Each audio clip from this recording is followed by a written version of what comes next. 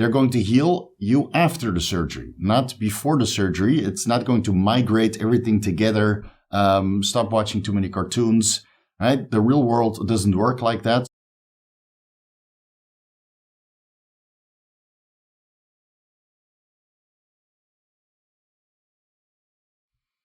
Vigorous Steve here. Let's discuss ripped tendons, torn muscle bellies, worn out cartilage, and everything you need to know to recover from these kinds of injuries as fast as possible using performance-enhancing drugs.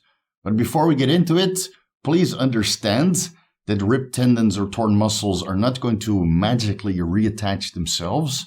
For that, you need surgery. So please consult a medical professional first. Go through the process of having the injury analyzed with an MRI or an ultrasound and make sure that the surgery already took place by reattaching the tendon to the bone or reconstructing the tendon using a donor from a tendon of another part of the body, or have the surgery required to reconstruct the torn muscle belly. Because these healing peptides and performance-enhancing drugs that we'll discuss in this video, they're going to heal you after the surgery, not before the surgery. It's not going to migrate everything together. Stop watching too many cartoons, right? The real world doesn't work like that. So please go through the surgery first. And then when you're in a cast or sling and you're completely immobile and you've changed your lifestyle a little bit to facilitate the recovery from the injury, then you can incorporate some of the PEDs, which we'll discuss in this video. Now, let's say you were on that super tendon of steel stack and you still got injured, right? The stack that I discussed in this video. Let's say you still got injured, or you were running another stack, or stupidly you did a low dose of test and a ton of Winstrol and Masteron because you wanted to look shredded and your estrogen was crushed and you tore a tendon in half or off the bone. First, we got to get you back on hormone replacement with testosterone at normal endogenous ranges, right? Not too high, not too low. You can stay on cycle. You don't have to do a post-cycle therapy, but I would reduce the dose of testosterone to hormone replacement-like levels, right? A level where you feel good, a level where you don't need to use an aromatase inhibitor or tamoxifen or another selective estrogen receptor modulator to keep your estrogen in range. So let's say that's 150 milligrams, 200 milligrams of testosterone spaced out over daily microadministrations, so your estradiol can be at the top of the reference range, right? We have to facilitate collagen synthesis through the androgen receptor, the estrogen alpha and beta receptor, and the progesterone receptor. Now, nandrolone, trenbolone, trestolone are all out of the picture. You're not going to be training a lot during this time that you're injured, so please take all of those out. Now, estrogen you can fulfill by having a sufficient amount of testosterone that doesn't require an aromatase inhibitor or a selective estrogen receptor modulator, and you can manipulate that with daily microadministrations. And the androgen receptor you can stimulate with testosterone and perhaps oxandrolone, which we'll discuss a little bit later in this video. So those three receptors, you can stimulate sufficient amounts of collagen synthesis when you're injured, and all you need to do is come back to hormone replacement therapy, and I would suggest running a little bit of ACG or HMG or DHEA and Pregnenolone supplementation, just to have a nice, favorable balance between the neurosteroids, the sex hormones being testosterone, estradiol, and progesterone, right? Everything should be nicely balanced while you're going through this recovery process. Now, from all the anabolic androgenic steroids we can choose, I would only look towards Anavar. Anavar has been used in medical settings, right? It's unmatched when it comes to collagen synthesis, bone mineralization, and the healing of wounds. And well, since you just came out of surgery, and I'm sure there's an incision here and there to reattach the tendon to the muscle or the bone or reconstruct the muscle, you're going to need to optimize all three. And Anavar fulfills all of this. So that's the only anabolic steroid you actually need to look into during this recovery process. And I feel that 10 to 20 milligrams is more than sufficient. Now, ideally, you space that out over the day. So let's say you're want to up the ante to 20 milligrams of oxandrolone per day, even though 10 milligrams will be sufficient. But, well, everybody's going to, assume more is better. I'll leave that up to you. I would space the oxandrolone out over the day because it has an 8-hour half-life. And it would be best to have very stable serum concentrations of oxandrolone for the entire recovery process. So consider taking 2.5 or 5 milligrams oxandrolone sublingually multiple times per day or in between meals. So that will be hormone replacement therapy, dosing of testosterone, perhaps with ACG, HMG, or DHEA and Pregnenolone in place, and oxandrolone on top. That's the only real anabolic androgenic steroids that you're going to be running, and everything else is going to be healing peptides.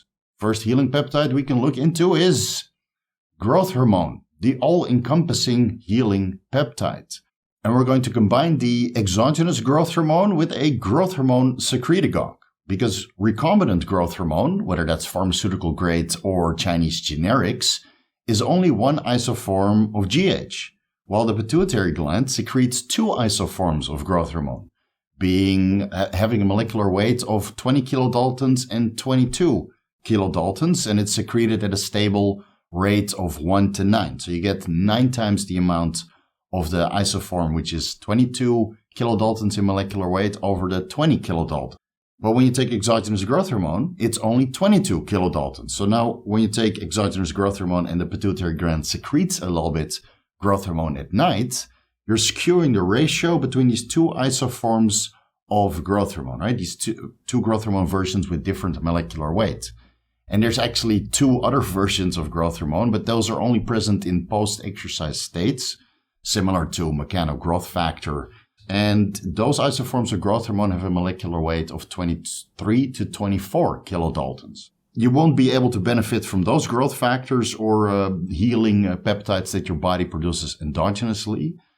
But we can benefit from a growth hormone secretagogue that promotes the secretion of 2 different isoforms of growth hormone.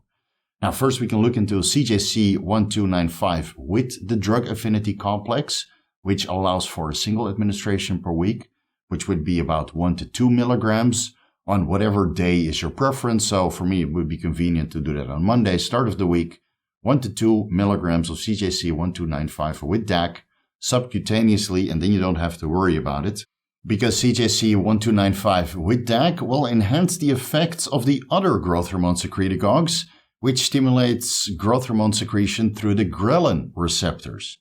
Because CJC-1295 agonizes the growth hormone releasing hormone receptors on the pituitary gland, and then whatever ghrelin receptor agonist we choose, they will both complement each other growth hormone secreting effects. So we're basically hitting it from 2 angles, allowing for the most amount of growth hormone to be secreted from the pituitary gland, keeping up with this ideal ratio of 1 to 9 with the different growth hormone isoforms being 20 kilodaltons and 22 kilodaltons. Now, personally, I would limit the growth hormone secretagogues to the ones that don't cause insulin sensitivity issues and don't increase appetite so much or are not active for a long period of time, because during the healing process, you're going to be immobile and you will not be able to actively increase your insulin sensitivity.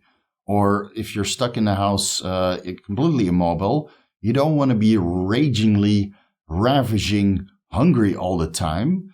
So ideally, I would stick with a growth hormone secretagogue that you would have to administer twice per day, allowing for another administration of growth hormone, exogenous growth hormone, somewhere in between. So you're stimulating growth hormone secretion from the pituitary gland twice per day. These growth hormone secretagogues have a reasonably short active life, so growth hormone will go up and then come down, allowing for an exogenous growth hormone administration. And then later in the day, you do another administration of a growth hormone secretagogue. Now, there's a ton out there. I would leave the decision-making process up to you, because depending on the dose, they all have a very comparable efficacy regarding the secretion of growth hormone when combined with CJC-1295. And then some of the growth hormone secretagogue can cause some flushing. So it's something that you'll have to look into regarding availability, or which side effects you're willing to tolerate. Because in the end, if you keep up with the dosing protocol, which I'll list here on the side, you should get very comparable growth hormone concentrations following the injection of this growth hormone secretagogue.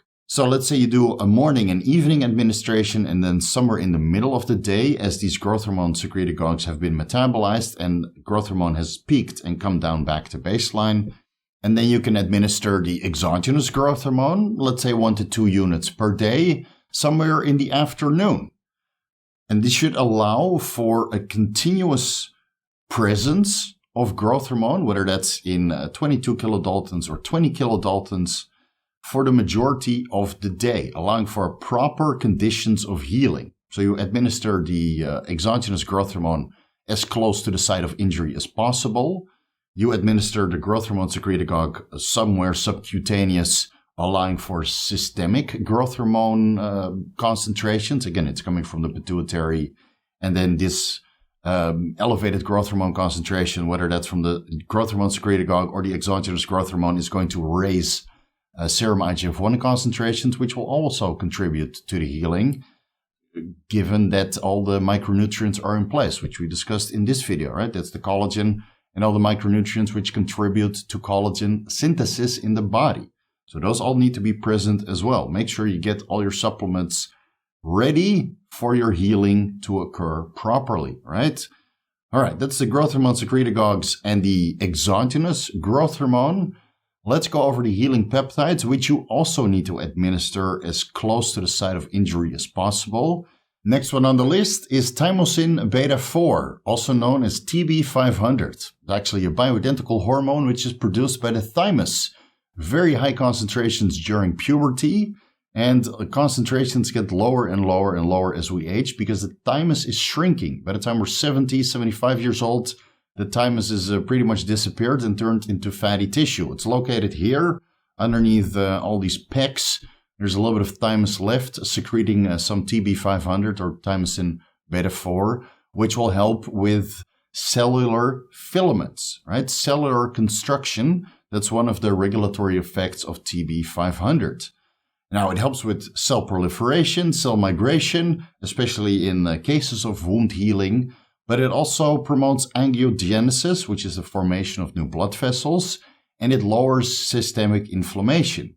2 methods to run TB500, considering it has a little bit longer active life when administered subcutaneously. You can do 1 to 2 milligrams TB500 sub-Q twice per week when you're injured. But what I prefer to do is 1 administration of TB500, being 1 milligram, as close to the site of injury as possible. Now, you can do this administration at the same time you're administering a growth hormone secretagogue because they have different effects, right? The growth hormone secretagogue releases growth hormone for systemic effect, and the TB500 will have a systemic effect also, but also a localized effect at the site of injury when you administer that as close to the problem area as possible. And there it will then cause cell proliferation and migration, help with the reconstruction and promote the forming of filaments within the cells, which then allows the tendons and the skeletal muscle and the incisions to heal over time, right? That's all these filaments that slowly grow together, and the collagen synthesis that comes along with all of this really makes everything strong and heal properly. Now, you'll also create these angiogenesis, the forming of new blood vessels in this area. Again, when you have an incision and the tendon is torn or the muscle belly is torn, right, all these little micro vessels that were present before the incision for the surgery or tearing the tendon or the muscle, those have obviously been separated, right? So you'll need to create some localized angiogenesis after surgery to reattach all these blood vessels and allow for proper nutrient flow into the damaged tissue and everything else that surrounds it. So you would put 1 milligram of TB500 as close to the site of injury as possible. You don't need to actually inject it in the tendon. Again, when you inject it close to the tendon or as close to the torn muscle as possible, it should slowly disperse and offer a localized effect. And then I would move those injections around. So, you know, if you're really OCD about it, you can follow the clock in 1 hour increments because you'll be doing a TB500 administration every day. And you just slowly circle around the injury over the couple of weeks that you're trying to recover. Now, I know what you're going to say, but Steve, what about BPC 157? And yes, we're going to talk about Pentadeca peptide right now. Not to be mistaken with decadurabolin, that's a completely different compound. Also beneficial for collagen synthesis and perhaps wound healing. But hey, you got the hormone replacement therapy in place. We don't need another anabolic androgenic steroid on top, especially considering that we're going to just rest and recover during this period. Now, BPC 157 is a partial sequence of body protection compound, BPC, which is found in the intestinal tract, predominantly in gastric juices. And there it helps with the health of the intestinal tract, helps with a little bit of healing. It can heal ulcers in the stomach. And that's why the partial sequence, being the BPC 157, is actually orally bioavailable to help with the intestinal lining and perhaps stomach ulcers when consumed orally, albeit at a little bit higher amounts than when injected at the specific site of injury that we're trying to heal. Now, BPC 157 being a partial sequence, you can look at it in the same way as HGH frag 176 to 191, which is a partial sequence of growth hormone, which aids or is the sequence that causes lipolysis, fat loss. Running that experiment right now. How it compares to 1 or 2 units of exogenous growth hormone, I'm not really convinced of the tremendous effect just quite yet.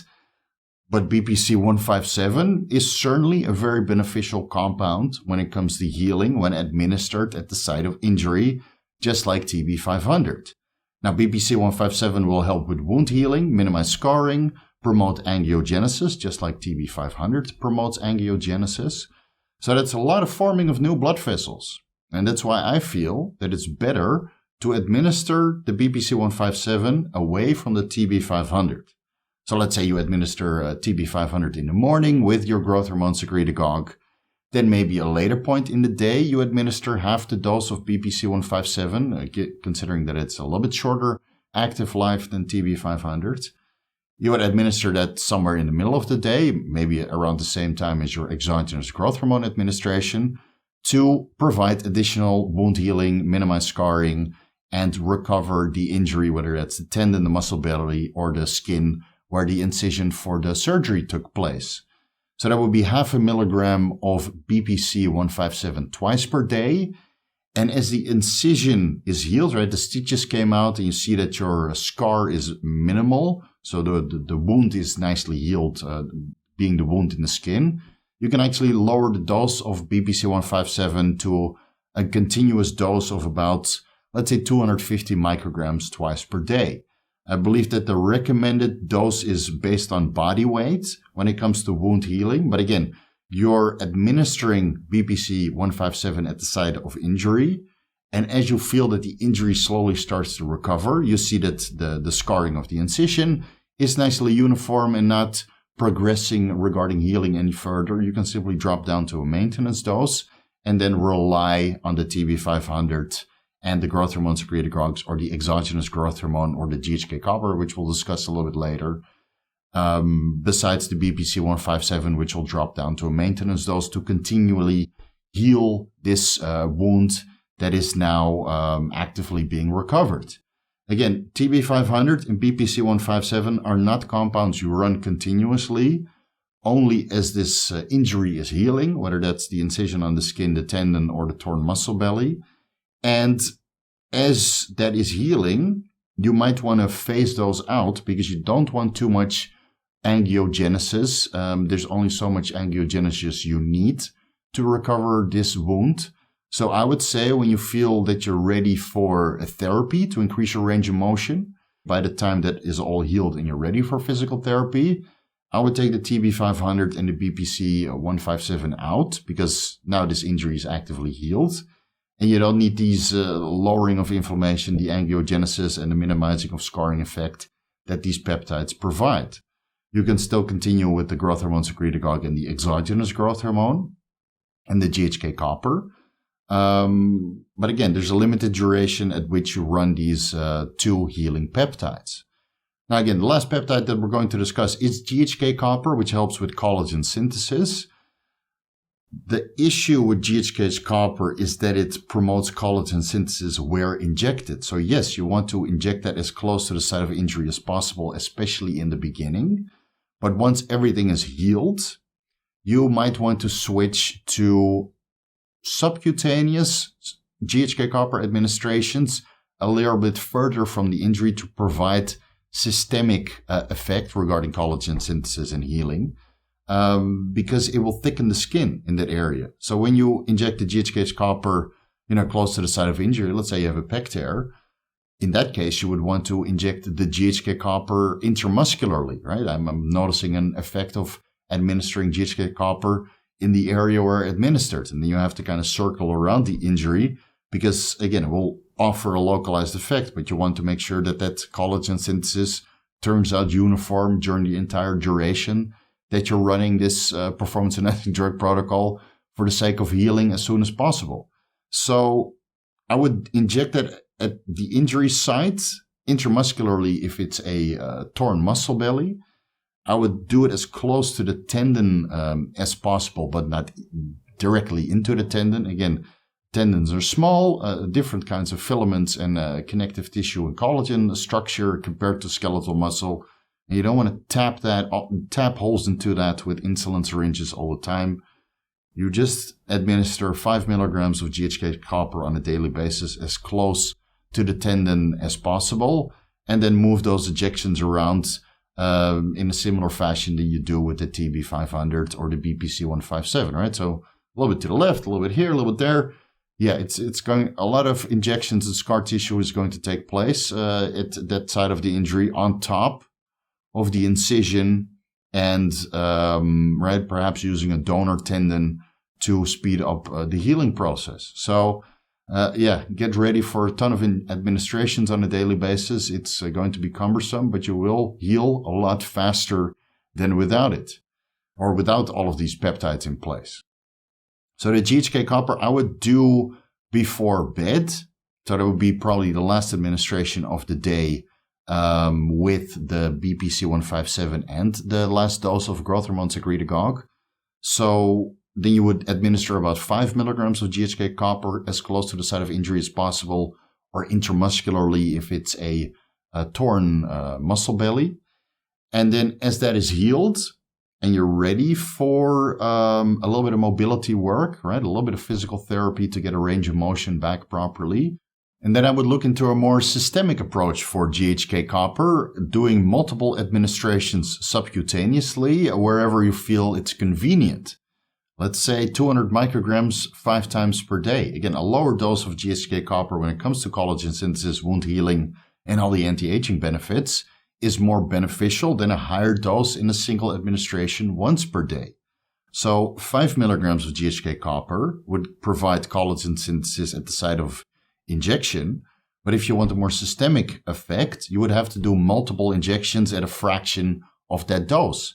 200 micrograms 5 times per day, totaling up to 1 milligram GHK copper on a daily basis. Or you can look into a nasal spray, which are also on the market, not as popular as the injectable peptides, being available on the gray area supplement websites, or maybe even available on prescription if you live in the United States.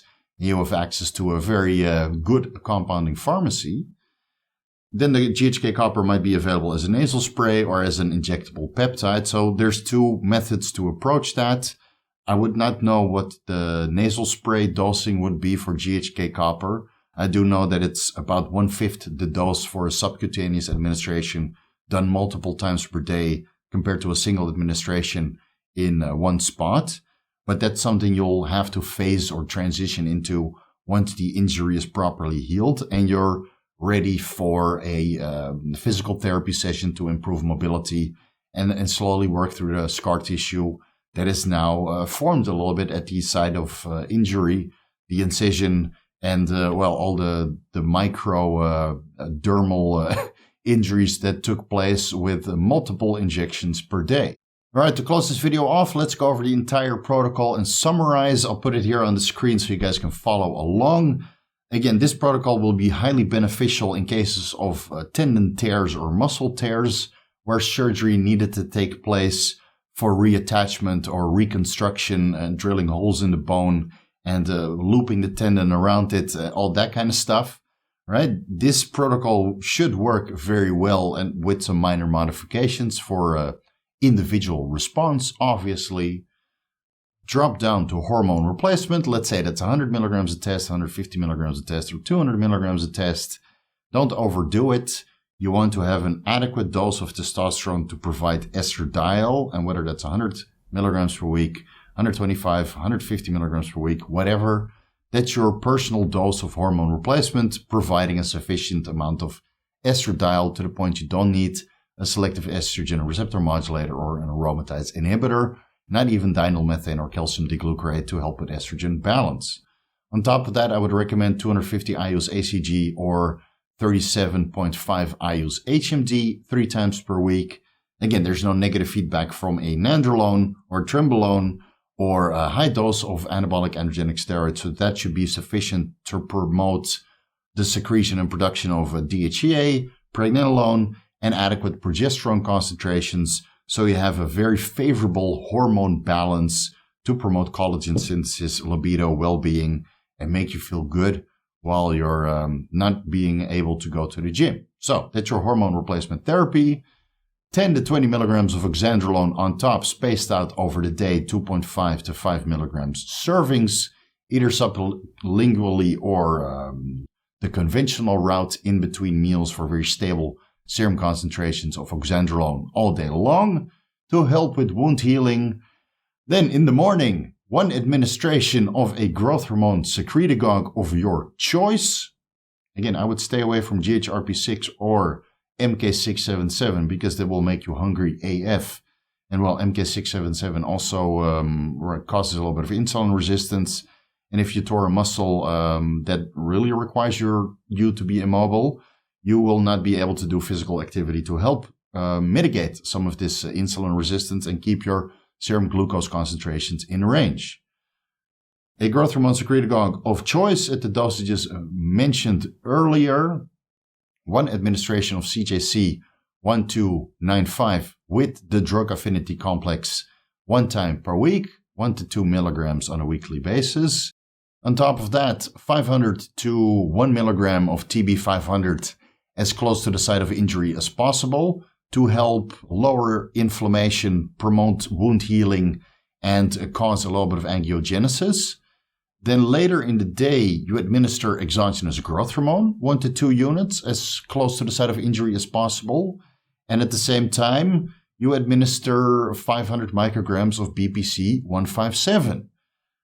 Later in the day, before bed, another serving of a growth hormone secretagogue of choice. And then with that, another 500 micrograms of BPC 157 as close to the site of injury as possible. And 5 milligrams of GHK copper directly into the torn muscle belly, or again, as close to the site of injury, being a tendon injury, as possible, and then rotate it around so you don't thicken out that area by promoting too much collagen synthesis. That is basically the protocol going forward. You might have to lower the dosages as the injury heals. Again, GHK copper, you'll have to look into a more systemic approach with subcutaneous injections rotated over the body so you don't get too much collagen synthesis in the dermis, thickening the skin. Those at micro-injections of 200 micrograms multiple times per day. And then the TB500 you might have to reduce to 500 micrograms. And the BPC 157 you might have to reduce to 250 micrograms, right? You really have to stay on top of how everything is healing and how everything is forming regarding the incision. And then as you go through this process and you're ready for rehabilitation and physical therapy to recover mobility, then you phase the TB500 and the BPC 157 out. And you might continue with the growth hormone secretagogue, the exogenous growth hormone, the GHK copper, all while still being on hormone replacement, perhaps with Anavar.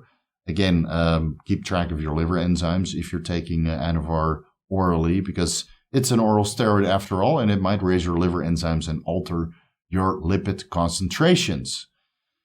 Man, I wish you a speedy recovery. If you're not injured at the moment, bookmark this YouTube video just in case. And all the previous videos that I made on the subject should prevent yourself from getting injured in the future. I think we got... this video is also way too long. Probably not going to get any views, but it is what it is. I think we'll do a separate video regarding cartilage and synovial fluid and how to reconstruct that, because that involves a whole different line of therapy and performance-enhancing drugs and administrations for that kind of injury alone. And then maybe you can also do another video about which performance-enhancing drugs and medications or ancillaries to avoid, because they might actively contribute to you getting injured. And I'll leave it at that. Thank you guys so much for watching. If you're looking for stringers that are comfortable AF, look no further than Young LA. That's what I'm wearing right now, size extra large. I might promote myself to extra large. Yes, they have extra large. So if you're a bigger dude, don't worry, they got something for you as well. Besides stringers, they have a ton of clothes aimed towards the muscular and athletic looking man. Use my discount code Vigorous to get 15% off your orders of stringers or wherever else you like. That's on their website right now, youngla.com. Looking for the most comprehensive guides to bodybuilding pharmacology? Find them on my website, vigoroussteve.com/shop. You can find the rates to my consultations there as well in case you need some personalized advice. Follow me on Instagram at VigorousSteve. Vigorous crew, I know you guys are still with me. You guys know what to do. I'll reward you with a front double bicep, and you guys can let me know if the gain train is setting in and the collagen synthesis is optimized. I'd like to think so, but maybe I need to train a little bit harder and promote myself to an XXL in the near future. Up the calories a little bit and get this gain train going properly. All right, rambling. Thank you guys. I'll see you in the next video.